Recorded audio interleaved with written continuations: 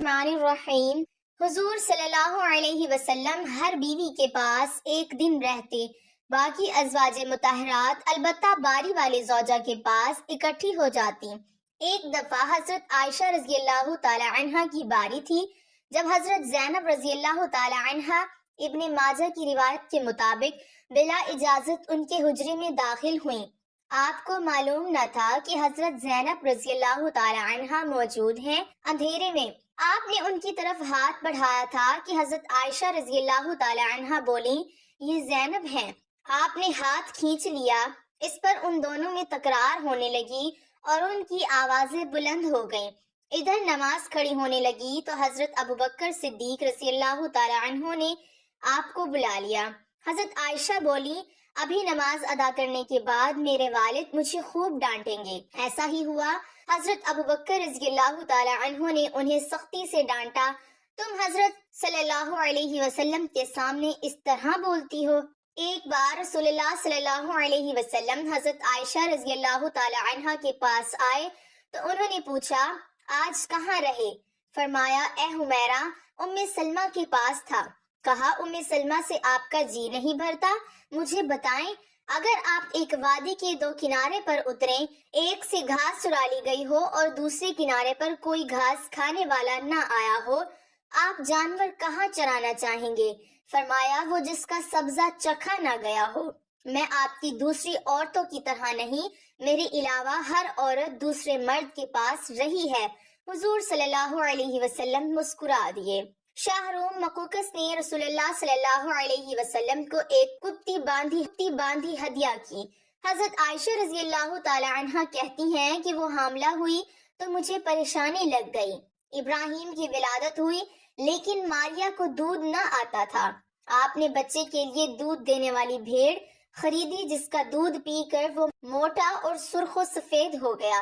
ایک دن آپ ابراہیم کو اپنی گردن پر اٹھا کر لائے اور پوچھا، عائشہ، بچے کی مجھ سے مشابہت کے بارے میں کیا خیال ہے؟ میں نے سوتاپی کی وجہ سے کہا، مجھے تو آپ سے کوئی مشابہت نظر نہیں آتی۔ فرمایا، بچے کی صحت کے بارے میں کیا کہتی ہو؟ میں نے کہا، جو بھیڑوں کا دودھ پیتا ہو وہ ایسے ہی ہو جاتا ہے۔ حضرت عائشہ رضی اللہ تعالی عنہ فرماتی ہیں، میں ان عورتوں سے چڑھتی تھی جو اپنا آپ رسول اللہ صلی اللہ علیہ وسلم کو ہبہ کر دیتی تھی۔ میں کہتی تھی، بھلا کوئی عورت اپنے تئیں ہبہ کر سکتی ہے؟ جب اللہ تعالیٰ نے یہ آیت اتاری، اے نبی، اپنی بیویوں میں جس کو چاہیں الگ رکھیں اور جسے چاہیں اپنے پاس رکھیں اور جسے چاہیں الگ کرنے کے بعد واپس بلا لیں، اس میں بھی کوئی حرج نہیں، تو میں نے کہا، مجھے لگتا ہے آپ کا رب آپ کی خواہش پوری کرنے میں جلدی کرتا ہے۔ ابن حجر کہتے ہیں، کئی صحابیات نے اپنی جان رسول اللہ صلی اللہ علیہ وسلم کو بخشی، مگر آپ صلی اللہ علیہ وسلم کسی ایک کو نکاح میں نہ لائے، کیونکہ یہ آپ صلی اللہ علیہ وسلم کے منشا پر موقوف تھا، بشرط یہ کہ نبی صلی اللہ علیہ وسلم اس کو اپنے نکاح میں لانا چاہیں۔ ابن حجر نے حضرت میمونہ رضی اللہ تعالی عنہا کے وہبہ ہونے کا بھی رد کیا ہے۔ ام المومنین حضرت سودا بنت زمع رضی اللہ تعالی عنہا نے اپنی باری کا دن رضی اللہ تعالی عنہا کو دے دیا تھا، چنانچہ حضور صلی اللہ علیہ وسلم حضرت عائشہ رضی اللہ تعالی عنہا کے ہاں 2 دن قیام فرماتے۔ حضرت عائشہ رضی اللہ تعالی عنہا فرماتی ہیں، سودا کے علاوہ کوئی عورت ایسی نہیں کہ میرا اس جیسے طور طریقے اختیار کرنے کو دل چاہے، مگر ان میں بھی تندی تھی۔ ایک بار حضرت صفیہ بنت حی اور حضرت عائشہ میں جھگڑا ہوا، دونوں نے ایک دوسرے کے باپ کو برا بھلا کہا۔ رسول اللہ صلی اللہ علیہ وسلم نے سنا تو فرمایا، صفیہ، تم ابو بکر کو گالی دے رہی ہو؟ حضرت عمر رضی اللہ تعالیٰ عنہ فرماتے ہیں، نبی صلی اللہ علیہ وسلم کی ازواج آپس کے رشک و رکابت کی وجہ سے آپ سے روٹھ گئیں، تو میں نے ان سے کہا، نبی صلی اللہ علیہ وسلم تمہیں طلاق دیں تو بڑی امید ہے کہ ان کا رب انہیں بدلے میں تم سے بہتر بیویاں دے دے، تو اسی مضمون کی آیت نازل ہو گئی۔ ایک سفر میں نبی صلی اللہ علیہ وسلم کے ساتھ جانے کے لیے حضرت عائشہ اور حضرت حفصہ رضی اللہ تعالی عنہم کے نام قرآن نکلا۔ رات کے سفر میں گفتگو کرنے کے لیے آپ صلی اللہ علیہ وسلم حضرت عائشہ رضی اللہ تعالی عنہ کو اپنے ساتھ رکھتے تھے۔ حضرت حفصہ رضی اللہ تعالی عنہ کو اس پر رشک آیا۔ انہوں نے حضرت عائشہ رضی اللہ تعالی عنہ سے کہا، تم میرے اونٹ پر سوار ہو جاؤ اور میں تمہارا اونٹ پکڑ لیتی ہوں، دیکھتی جاؤ کیا بنتا ہے۔ رسول اللہ صلی اللہ علیہ وسلم حضرت عائشہ رضی اللہ تعالی عنہ کے اونٹ کے پاس گئے اور حضرت حفصہ رضی اللہ تعالی عنہ کو سلام کیا۔ رات بھر کے سفر کے بعد پڑاؤ کا وقت آیا تو حضرت عائشہ رضی اللہ تعالی عنہ آپ سے دور رہیں۔ وہ نبی صلی اللہ علیہ وسلم سے شکوہ تو نہ کر سکتی تھی، اس لیے زمین پر اترتے ہی اپنے پاؤں اذخر خاص میں ڈال دیے، جس میں سانپ بچھوؤں کا بسیرا ہوتا ہے، اور رنج کے باعث دعا کرنے لگی، اے رب، ڈسنے کے لیے مجھ پر کوئی سانپ بچھو ہی مسلط کر دے۔ نبی صلی اللہ علیہ وسلم اپنی ایک زوجہ حضرت عائشہ رضی اللہ تعالی عنہ کے پاس تھے۔ اتنے میں ایک دوسری بیوی حضرت زینب رضی اللہ تعالی عنہ نے کھانے پر رکابی بھیجی۔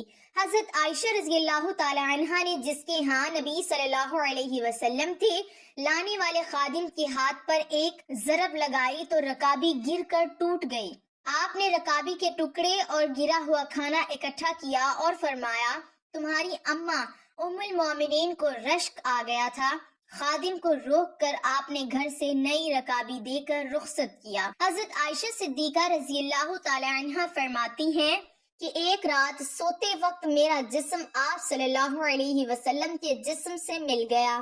آپ صلی اللہ علیہ وسلم نے فرمایا، عائشہ کیا تم مجھے اس رات رب کی عبادت کی اجازت دیتی ہو؟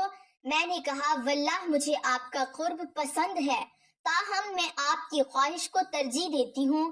پھر آپ صلی اللہ علیہ وسلم نے قیام کیا اور رو رو کر قرآن پاک کی تلاوت کی، حتیٰ کہ آپ کے کندھے مبارک بھیگ گئے۔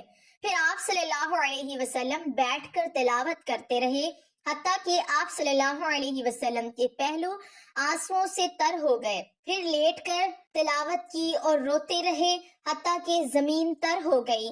آپ صلی اللہ علیہ وسلم کے پاس جب حضرت بلال رضی اللہ تعالی عنہ آئے تو انہوں نے کہا، یا رسول اللہ صلی اللہ علیہ وسلم، میرے والدین آپ پر قربان، کیا اللہ تعالیٰ نے آپ کے آئندہ اور گزشتہ کے تمام گناہ معاف نہیں کر دیے؟